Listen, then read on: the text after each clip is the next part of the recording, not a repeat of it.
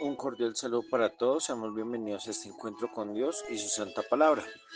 Les recuerdo que para hacer y vivir esta lección divina es necesario contar con un tiempo prudente, nuestra Biblia, la palabra de Dios que nos guía en el camino, un cuaderno que puede ser físico o digital y ya dependiendo de nuestras intenciones y necesidades se puede hacer en la soledad interior y exterior, en familia que sería más bello para compartir el mensaje de Dios o dependiendo de nuestra vocación se puede hacer con los hermanos de la comunidad religiosa o formativa, en las parroquias y asociaciones donde servimos a Dios. Con esta intención iniciamos nuestra lección divina. En el nombre del Padre, y del Hijo, y del Espíritu Santo. Amén.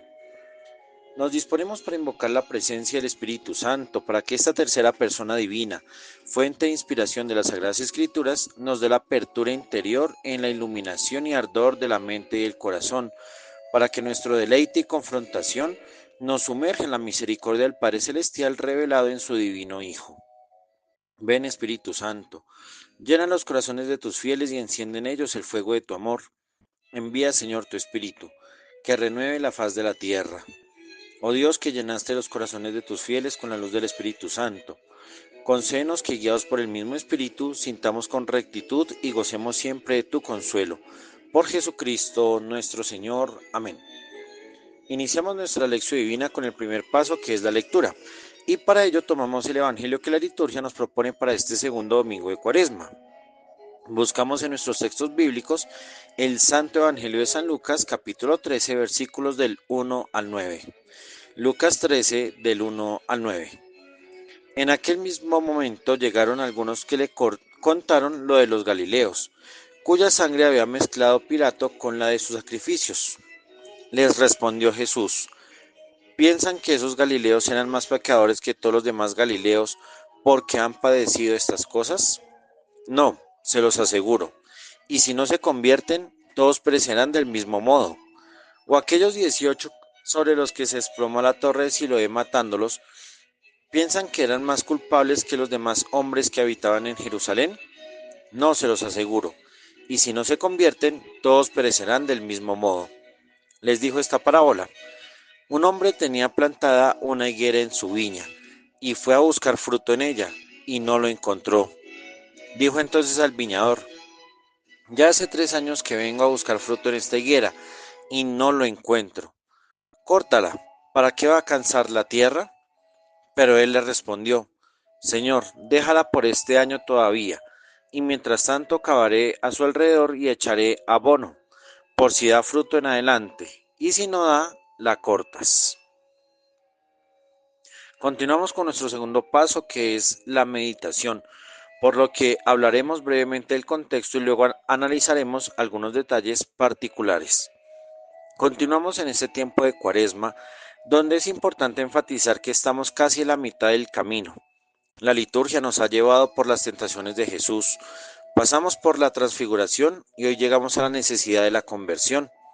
La propuesta que se hace a la luz del Evangelio de Lucas nos remite en este tiempo a entender la dialéctica entre el regalo de la misericordia de Dios con el propósito del verdadero arrepentimiento humano, lo cual es fruto de la acción del Espíritu Santo en la vida de oración, la toma de conciencia de la situación actual y cómo implantar el reino de Dios tal como lo hizo Jesús y en él toda la comunidad eclesiástica.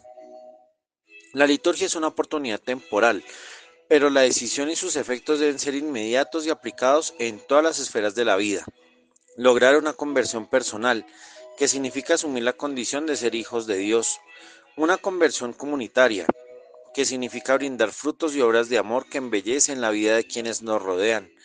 Una conversión ecológica, ser verdaderos administradores de la belleza inscrita en la creación. Y una conversión espiritual, ocupar el centro del corazón de Dios para que Dios sea el centro de mi vida y desde allí construir el reino de Dios. Conversiones que llevan a la auténtica felicidad desde la donación de la propia vida y que tienen su significado en la pasión, muerte y resurrección del Señor. Este contexto debe ser el referente espiritual para nuestro itinerario cotidiano, para descubrir si realmente me estoy preparando para ser signo de la presencia de Dios. Complementando este escenario, hoy abordamos un pasaje poco común en la lectura de los Evangelios, la combinación de unos sucesos de Pilato con una parábola de la higuera. ¿Por qué esta mezcla? Miremos el antes y el después. Antes Jesús advierte sobre las señales, el juicio insensato que se hacen sobre unas cosas, pero se pierde de vista la necesidad del juicio sobre uno mismo, sobre los propios actos. Después, Jesús hará enseñanzas que provocará la adhesión en la fe de unos y el desprecio y las ganas de asesinarlo en otros. Por ello, este texto es crucial para entender en qué consiste el propósito del mensaje de Jesús. Empecemos con la primera escena. Justo después de Jesús terminar sus palabras, dice Lucas que llegaron algunos en esa oportunidad para contar un suceso. Oportunidad en griego es kairos, y este término en la época helenística remitía a un dios que era símbolo de fortuna, provecho y éxito, ya que era calvo y pasaba corriendo. Quien le tomara por su único cabello en la frente era recompensado por su habilidad. Este término lo acuñó el cristianismo para hablar del tiempo de Dios. Kairos es la oportunidad para alcanzar la salvación, oportunidad que no puede ser desaprovechada ni desperdiciada. Es la única alternativa para ser feliz. Sin embargo, estos algunos desaprovechan la oportunidad hablándole a Jesús de una desgracia ocurrida, de un suceso trágico.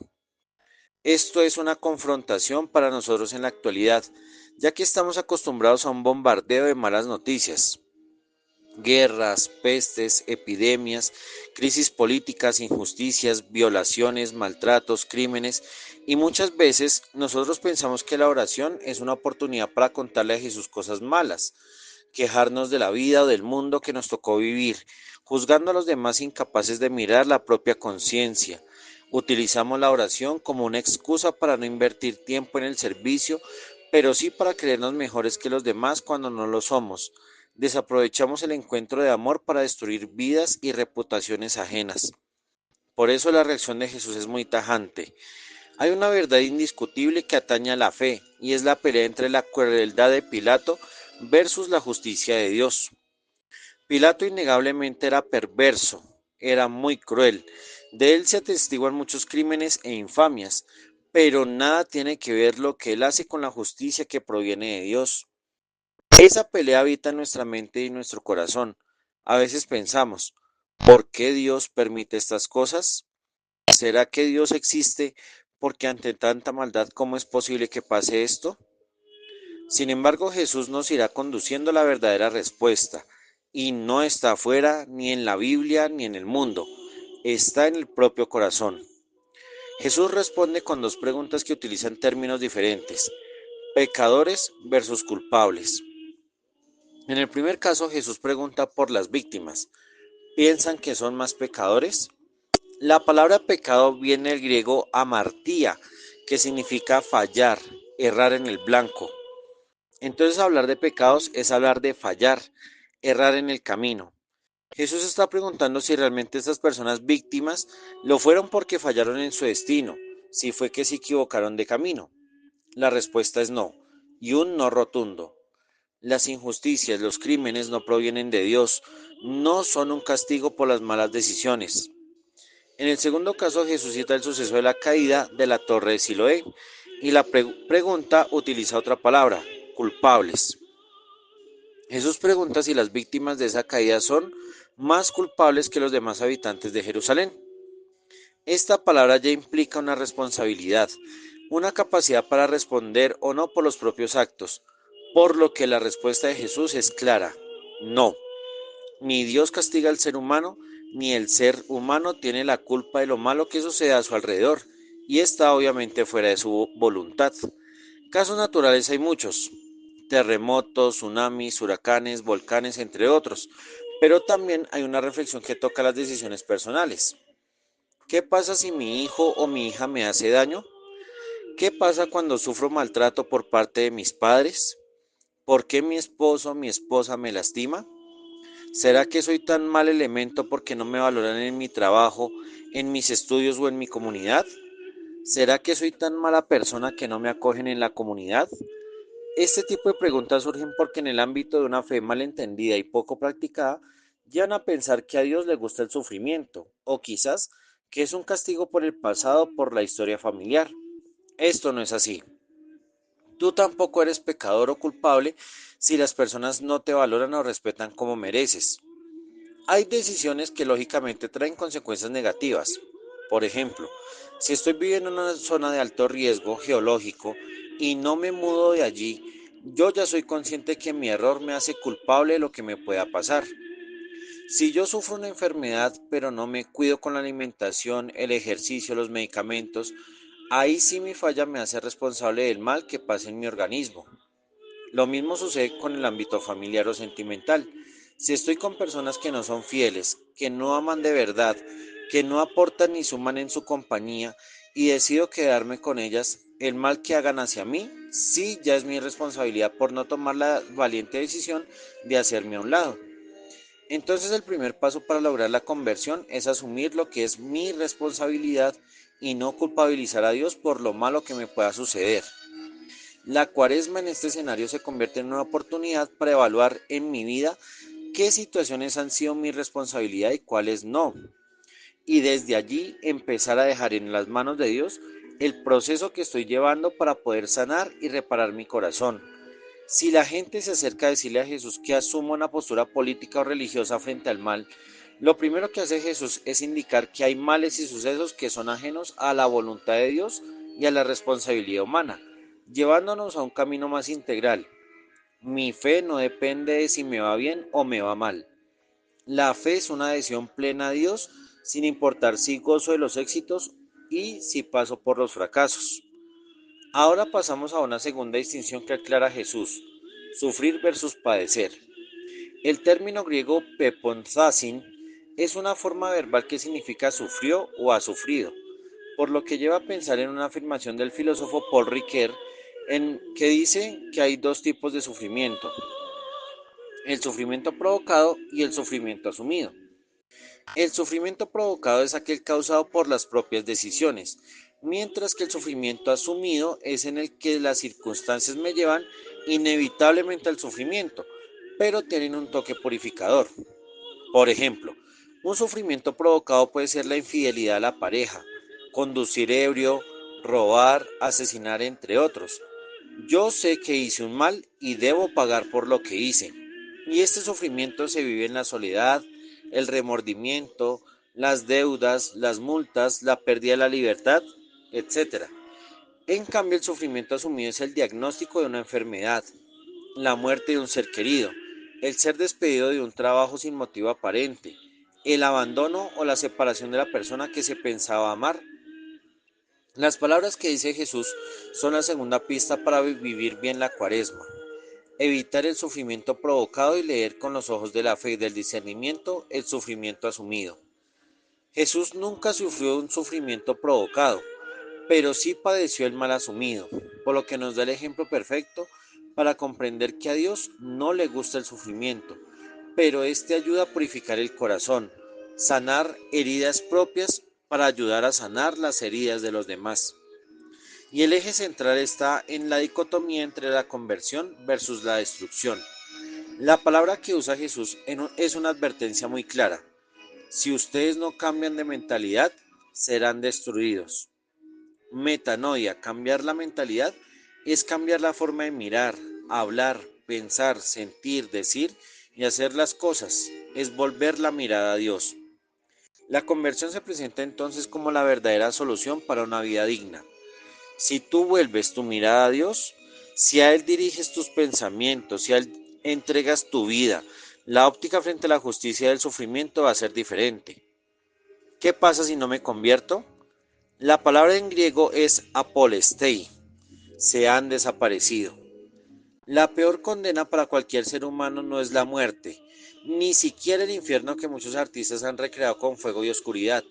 La peor tormenta castigadora es el olvido, ser desaparecido, ser aniquilado. Imagínate vivir tu vida sin sentido, sin un propósito, acumulando acciones que destruyen la vida, que niegan tu valor como persona, que te alejan. Cuando llegue el final de tus días y cuando pasen generaciones, lo peor es que nadie se acuerde de ti, que nadie orará por ti, que nadie querrá recordar tu nombre. Ser destruido es el antónimo del propósito de la creación, que en vez de ser bello, agradable y bueno, tu vida es desagradable, asquerosa, inmunda, inútil. La conversión entonces es la búsqueda de Dios para que tus decisiones tengan un rumbo claro, que hagas que tu vida valga la pena. Valió tanto que mereció que todo un Dios naciera en un pesebre y muriera en una cruz por ti.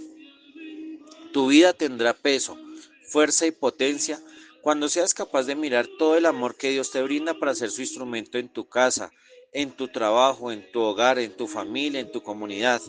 Solo podrás cambiar cuando entiendas que el mal que pasa a tu alrededor no es tu culpa, pero que sí entiendas que eres responsable de todo el bien y la belleza que puedes sembrar en las vidas que te acompañan.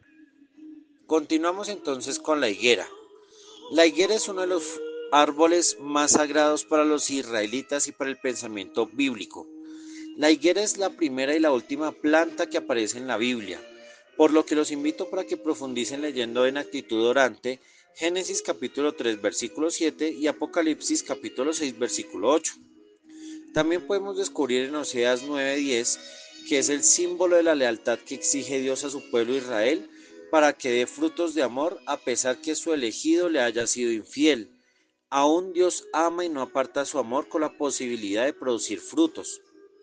Si leemos el segundo libro de los Reyes, en el capítulo 20, versículo 7, nos damos cuenta que aparte de ser un árbol cuya fruta alimenta al ser humano, también sus hojas sirven para sanar y reparar, sobre todo la piel.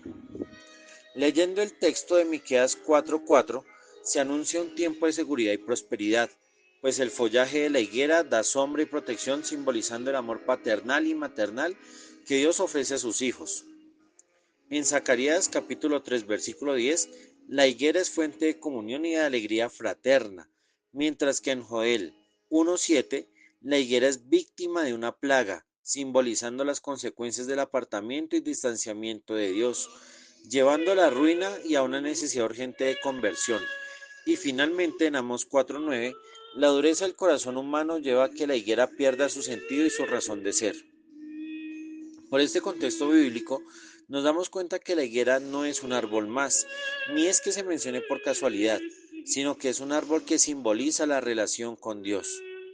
Para el israelita era necesario tener en su casa una higuera, porque le recordaba la alianza con Dios. El ser buen anfitrión con los extranjeros era símbolo de la prosperidad dada por Dios y el legado que junto a la tierra le dejaba un padre a su hijo. La higuera entonces es como un anillo espiritual, donde el hombre se encuentra junto a Dios y Dios bendice y acompaña la vida de su elegido. De la higuera salen las brevas y los higos, frutos dulces, capaces de combinar y adornar cualquier mesa y ocasión. Sus hojas son medicinales y sus tallos fuertes y útiles para los muebles. Eso es una buena higuera. Pero imaginemos qué pensaría un israelita si la higuera no crece, no da fruto, sus hojas se secan rápido. Ese árbol no sirve, merece ser cortado, apartado. Ese árbol simboliza que quizás o Dios no está ahí o que la persona no ha hecho lo suficiente para cuidar la higuera. ¿Qué pasa con el dueño de la higuera y el viñador de la palabra? Esta parábola es mucho más preciosa de lo que parece. Un hombre tenía plantada una higuera en su viña. Esta higuera era suya, le pertenecía. Imaginemos cómo desde joven la fue sembrando, cómo puso la semilla, cómo abrió los surcos, cómo la regaba todos los días. La higuera es una de las pocas plantas que florecen en el desierto, y aquí podríamos imaginar dos realidades, una personal y otra espiritual. Desde lo personal pensemos a qué hemos dedicado nuestra vida, qué consume nuestro tiempo, a qué estamos gastando e invirtiendo recursos. Cada uno de nosotros imagine por qué se levanta todos los días. ¿Qué te lleva a descansar en las noches con la esperanza de despertar al otro día?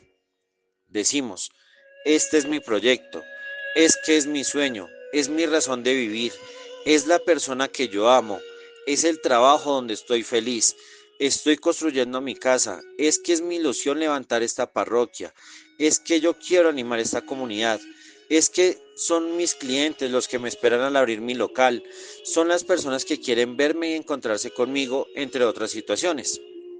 Imagínate tener esa seguridad y esa convicción que estás dando todo y que de un momento a otro se pierda. Llegó la enfermedad, un desastre natural, la violencia, las injusticias o peor aún, se te acabó el amor, hubo un error imperdonable y todo lo que tenías se acabó. ¿Cómo te sentirías? Esto sucede en el plano personal. Ahora vamos al espiritual. Siente que todas esas acciones que pensamos e imaginamos desde nuestra óptica es lo que Dios hace y piensa con nosotros. Yo te formé así, yo te constituí así, yo te puse en esta tierra, yo te di estas cualidades, yo te di una vida, yo te ofrecí una familia, te permití una historia, te doy unos sueños, te doy los medios, los recursos, te pongo las personas y los lugares correctos, te estoy regalando mi palabra, te estoy alimentando con mi propio alimento, te regalo mi espíritu, estoy dispuesto a sanarte, quiero constituirte en tu dignidad, deseo que seas feliz. Ante esto que dice Dios, ¿cómo le respondemos a Él? ¿Cuál es la respuesta que le brindamos a su inmenso amor?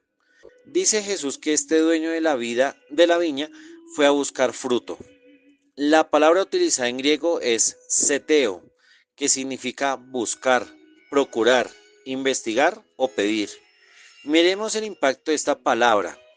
El dueño no fue a mirar si había o no fruto. Este verbo se utiliza cuando hay una búsqueda que lleva a usar todos los recursos, todos, materiales, humanos, temporales, teóricos, prácticos, usa todo para encontrar una respuesta satisfactoria. Seteo es el verbo que se usa en las investigaciones académicas para darle solución a un problema. Es el verbo que se usa cuando un padre o una madre buscan a su hijo desaparecido. Es el verbo que se expresa cuando el pastor busca a la oveja perdida. Es la acción que lleva a entender cómo el enamorado busca a su amada. No hay nada que escatimar. Hay vidas que están en riesgo. No hay tiempo para perder. Se necesita encontrar pronto a la persona o lo que necesita esa persona, porque si no aparece, la vida pierde sentido. En Colombia hay una canción vallenata que tiene una frase de pronto que es muy diciente para lo que significa seteo. Quise cultivar un amor y me he quedado solo. Creo que sembré en tierra mala o no supe sembrar. Imaginemos esa decepción. Quise cultivar y me quedé solo. Esa desazón que queda tan amarga cuando se hacen propuestas y son rechazadas, cuando se hacen cosas lindas que no se valoran, cuando se hacen sacrificios y no se toman en consideración. La confrontación que queda es interna o externa. ¿La culpa fue mía o es que la tierra es mala para ser cultivada? Si la culpa es mía, definitivamente yo no supe sembrar, no di lo suficiente, no hice mi mayor ni mi mejor esfuerzo. Si la culpa es externa, entonces hay situaciones que por más que uno quiera, no se puede hacer nada porque las condiciones no lo permiten. Imaginemos a este dueño de la higuera. Buscando todos los días si en la higuera nacería una flor. Si había el destello de encontrar aunque sea un solo higo, una sola breva. Imaginemos en la tarde y en la noche haciendo lo posible para mirar si la higuera daba fruto. La conclusión que da Jesús es dolorosa. Nunca lo encontró.